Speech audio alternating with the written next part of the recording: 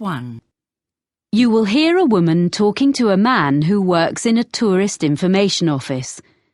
First, you have some time to look at questions 1 to 6.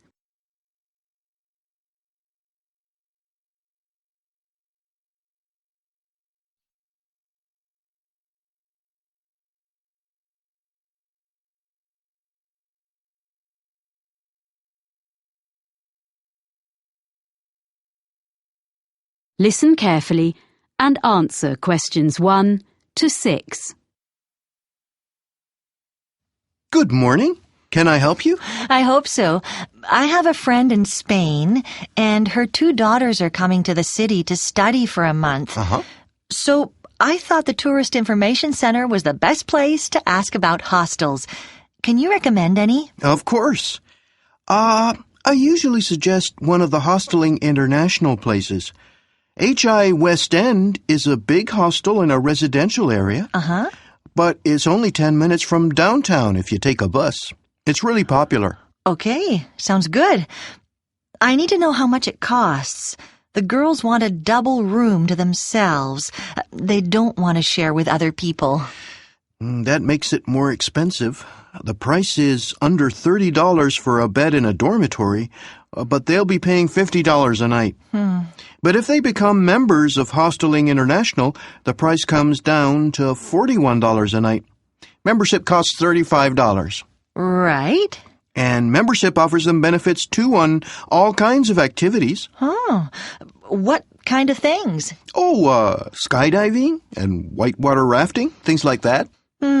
I don't think they're interested in that kind of thing. If they become members, will they get cheaper entrance tickets to museums? Oh, yes. And also discounts on bicycle and car hire. Okay, it's probably worth it. Is the hostel very noisy? They're coming here to do some studying. I think it is quite noisy as it's a really big hostel. And if they want to use the internet, this hostel still makes a charge, unfortunately. It's $1 for 15 minutes and $3 for an hour. It might not be ideal for them. What else can you recommend? Is there anything in a quiet area? There's Elliscoat Hostel. How do you spell that? ELLISCOAT.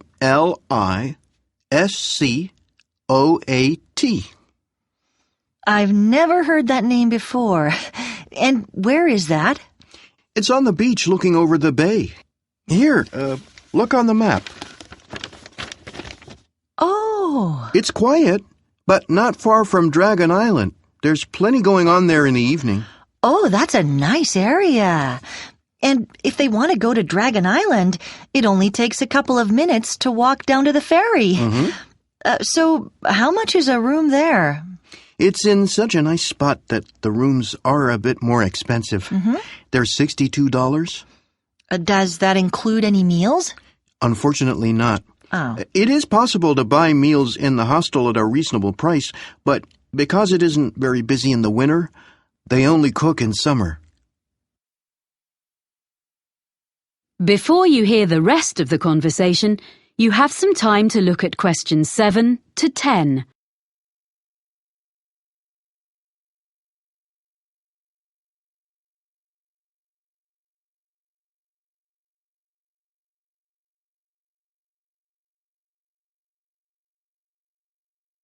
Now listen and answer questions 7 to 10. Oh, I think I know the place you mean. It's an old building, isn't it? Yes, it's well known as it's one of the oldest in the city. There's been a hotel there since 1887 when it was first built. It was turned into a hostel in 1985, and they've invested a lot of money restoring it inside. They'd like that. But I'm just looking on the map at where their college is. It's right in the center. It is a bit far for them from there. The hostel actually has scooters for hire at a very good price, so they could do that. It would be quicker than cycling or walking to the center. It is a bit expensive, but it sounds like the best one so far, unless there's something a bit cheaper. Okay, what about the backpackers hostel? That's not so expensive. It's in a side street in the entertainment district. They wouldn't need to go far to find everything they want. They could walk everywhere. And it's very reasonable. Only $45 and another $5 if they want to have breakfast. But what about other meals? There's no cafe, but on each floor in this hostel, there's a kitchen for residents to cook in. Oh. I'm not sure how well equipped they are, but it should be fine for basic meals. Well, that's really very helpful. I'll pass all this information on now. Do ask your friends to ring me if they need to know anything else. I will. Thank you. That is the end of part 1. You now have half a minute to check your answers.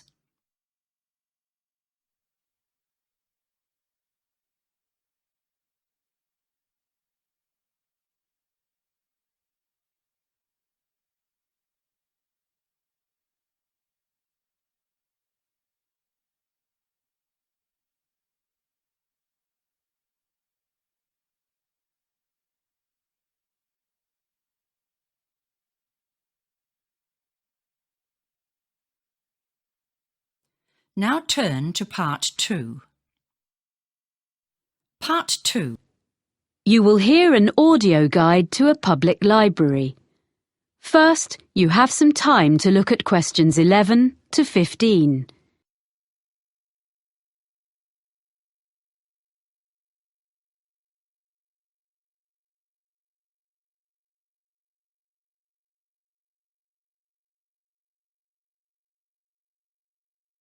Now listen carefully and answer questions 11 to 15. Welcome to the Selmore Public Library, which has just been reopened after major refurbishment. This tour will introduce you to the building and its services. At any time you can stop the tour. We enter by the cafe, and our tour begins at the issue desk.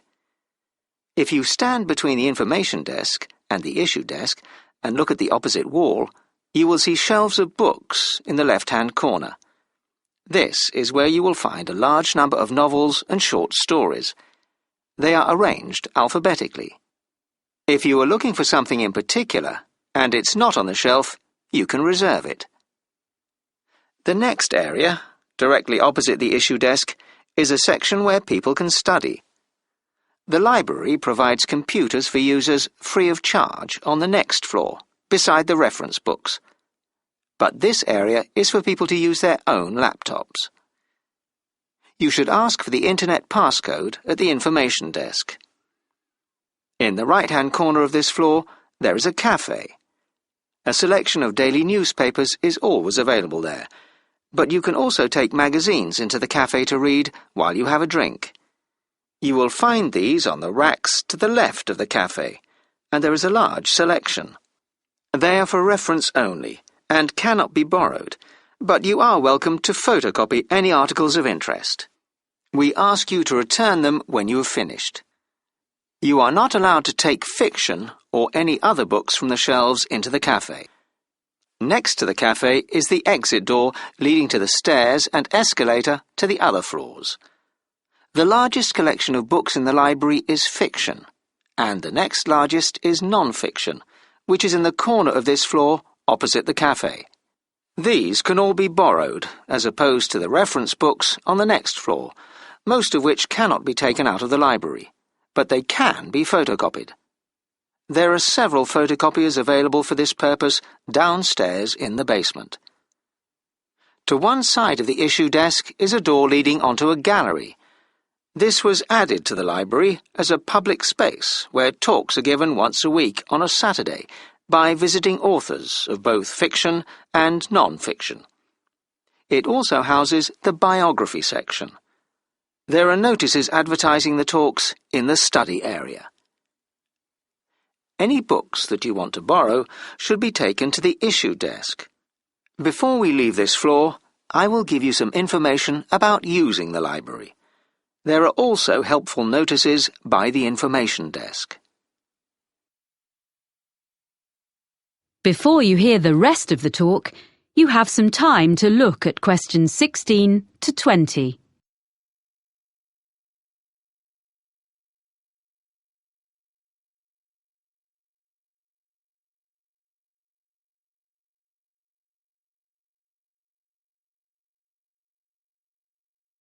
Now listen and answer questions 16 to 20.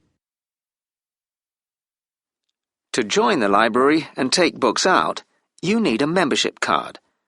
Take your passport or identity card, as well as proof of your home address, to the information desk and you will be issued with a card. After a period of 2 years, all readers are required to go to the desk with a document that has their name and current address on it, so the library can keep up-to-date records of where people are living. There's no need to show a passport again, and there is no charge for this, but any lost cards are charged at £5. If you can't find the book you want on the shelves, you can reserve it. If it's in another library in the city, we can usually get it for you within a week. If someone else has borrowed it, it can take a few weeks. Either way, we notify you by phone or email when the item is available to be picked up. We will hold it for you for 5 days. Books can be borrowed for 14 days and can be renewed for a further 2 weeks. Children's books also have a 2-week borrowing period. The same system exists for CD-ROMs and CDs, but DVDs, both children's and adults, can only be borrowed for up to 7 days. It isn't possible to renew them. Some reference books can be borrowed, but normally only for 1 day, so 24 hours. The library opening hours have been changed slightly. Instead of opening late on Wednesday evenings till 8 p.m, we will be closing at 6, as on other weekdays. But we will close at 7 instead of 5:30 on Saturdays, and, a new development, we are going to open on Sunday mornings from next month 9 to 1. We are closed on public holidays, and notices are posted in the library about these. Before you go upstairs, please note that if you're going to the exhibition area on the 3rd floor, large bags are not allowed. There are lockers beside the reference area on the 2nd floor where you can deposit them. If you need change, you can get that from the information desk on the 1st floor. Now press pause and proceed to the 2nd floor. When you reach the top of the stairs, press play. That is the end of part 2. You now have half a minute to check your answers.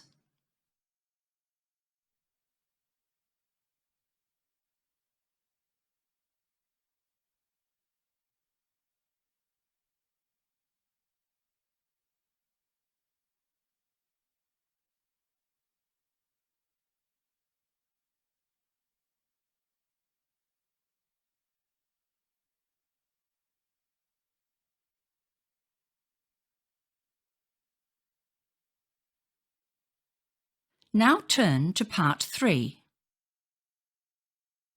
Part 3. You will hear a university tutor talking to 2 students about a presentation they have made in a recent botany seminar. First, you have some time to look at questions 21 to 25.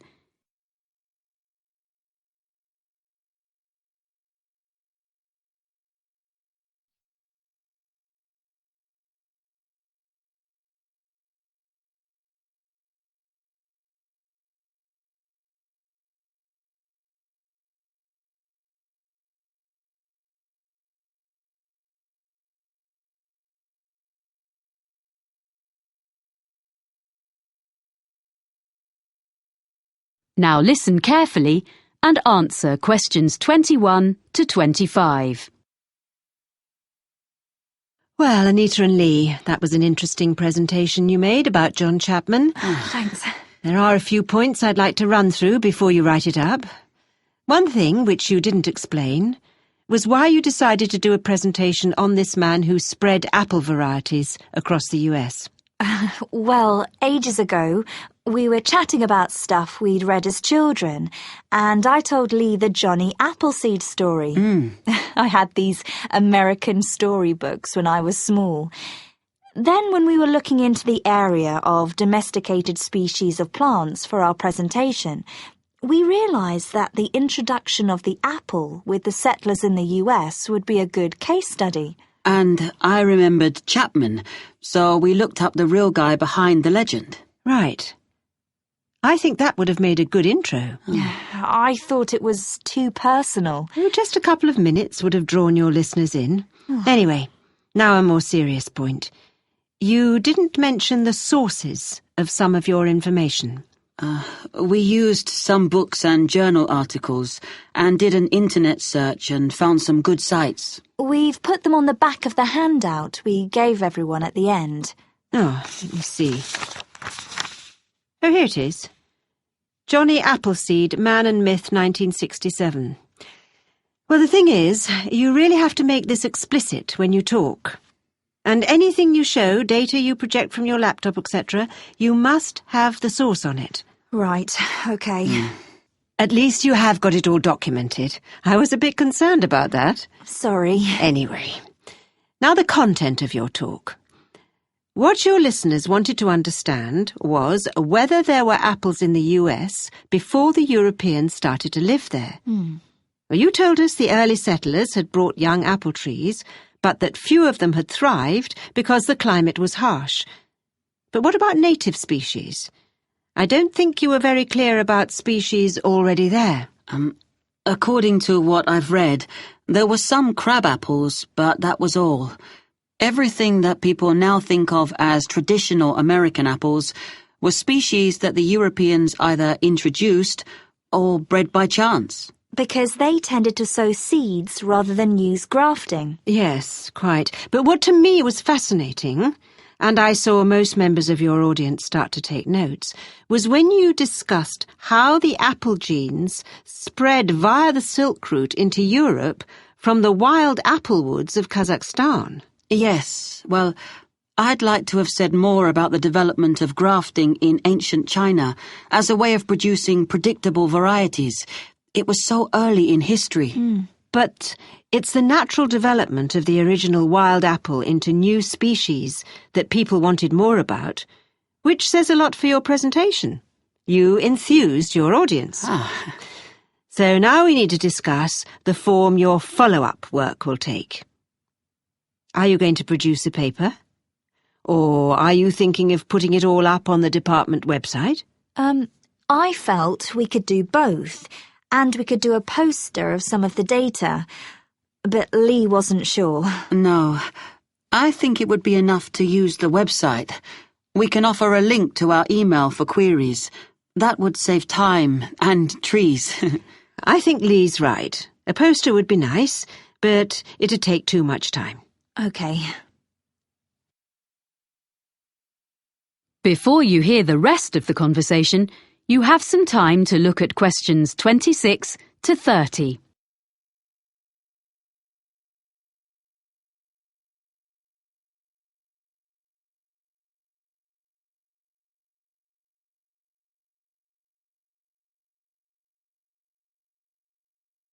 Now listen and answer questions 26 to 30. Now, I just want to give you a few pointers about the techniques of your presentation. Mostly, it was good. But there are a few things you need to bear in mind next time you do one. You both managed the hardware, I mean the projector and things, very well indeed, which is always a great help. Good. Oh, thanks. You'd obviously checked it out carefully. Yes. But unfortunately, we hadn't finished our maps when we did the practice on my computer at home. That's why there was some the wrong way up. We didn't realise the software on the laptop was a bit different from the one I have. But you sorted out the problem very quickly and didn't let it fluster you, so it wasn't a big problem. We could all read the map when we needed to. So it was OK, but we could have done better, we realise. There was a bit at the end where I felt something didn't go as you'd planned. Am I right? We had a few maps which we ended up leaving out because we needed to get on to our conclusions. Yes, it took longer to explain the technical aspects of grafting than we'd expected. So, sticking to the time limit for each part of our presentation is something we didn't manage at all. Which means we've definitely got to improve before we do another one. Yes. Apart from that, well, the handout was perfectly adequate for a seminar like this. It gave all the key information, and, of course, now I realise the sources are listed at the back. But you need to do those references in the correct format, as footnotes, in future. OK. Yes, sorry, we will. And finally, other students will be presenting projects later in the course. I shall be reminding them how well you both spoke, and that no one had any problem hearing or understanding either of you. In that respect, your talk was a model that the others can follow. Oh, thank you. Yes, thanks very much. This feedback has been very helpful. Well done, both of you. See you in a fortnight. Bye. Yes, thanks. That is the end of part 3. You now have half a minute to check your answers.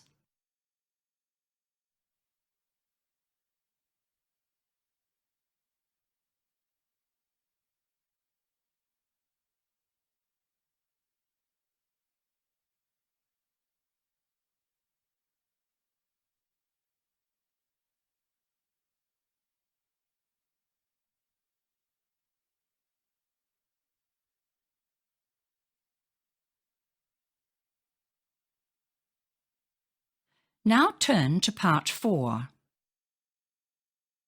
Part 4. You will hear a lecturer describing some investigations into the sense of taste. First, you have some time to look at questions 31 to 40.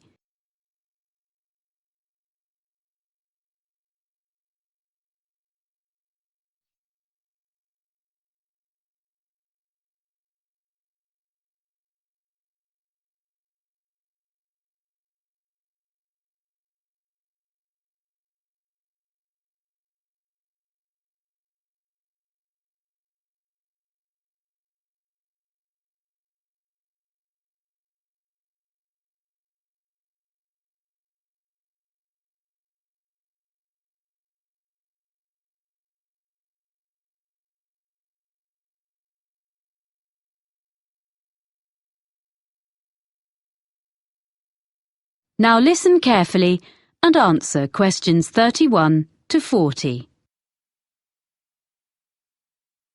This morning, I'm going to describe for you a few of the kinds of experiments that have been used to investigate the sense of taste, which is now recognised as being a far more complex and important area of neurological science than was previously believed by most people.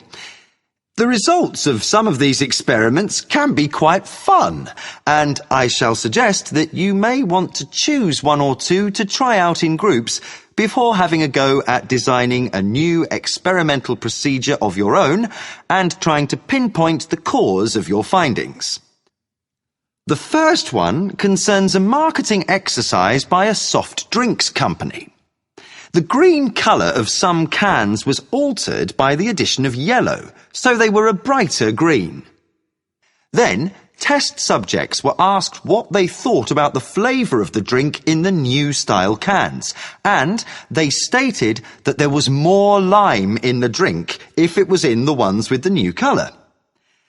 Now, this was because the brain picks up cues from the way the product is presented, as well as the product itself, which trigger taste sensations. Before food was packaged, humans used colour to gauge the ripeness of fruit, for example. Next, there's the old problem with chewing gum. Everyone knows that after a few minutes chewing, it loses its minty flavour. However, if you ask people to chew up to the point where it becomes tasteless, and then ask them to eat a little sugar and continue chewing, To most people's surprise, what happens is that the original mintiness actually returns, because it is the sweetness which is needed to make the mintiness perceptible. So, combinations of flavours can be significant, as the brain needs one of them in order to recognise the other. Another experiment demonstrates something we've all done.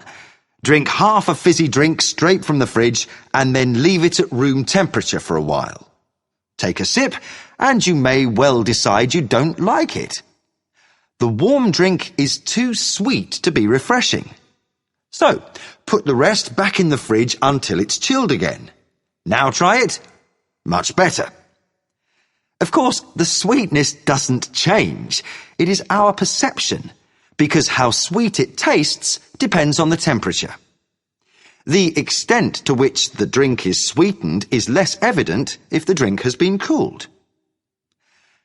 Another interesting result has been derived from experiments with sound. One of these involved eating crisps.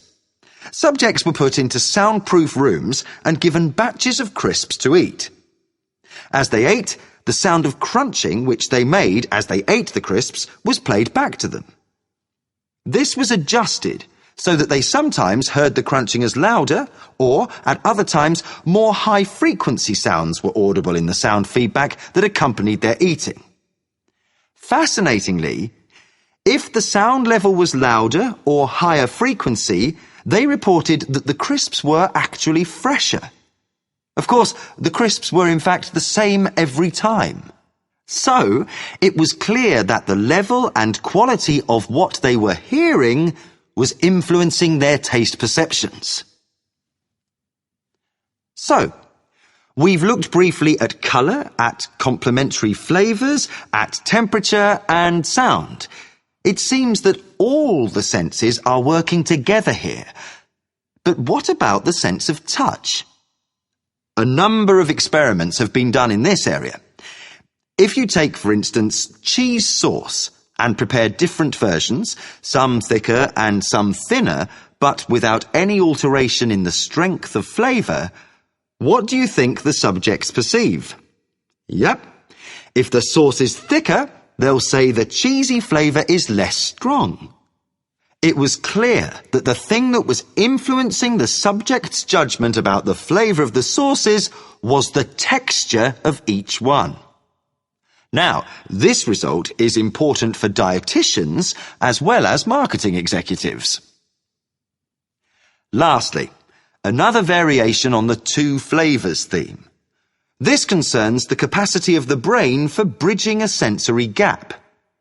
The subjects in this experiment stuck out their tongues so that the testers could drip two liquids onto them simultaneously, one strawberry flavoured and one sugar flavoured. The testers then took away each flavour in turn. When the sweetness was taken away, the subjects reported they could hardly taste anything. But they continued to think they could taste strawberry even after it was taken away. So that taste gap was filled. Well, that's just a quick look at some of the examples in the current literature. The references will be in the handouts you'll get at the end of the session. Now, let's see about trying a few of them for ourselves. That is the end of part 4. You now have half a minute to check your answers.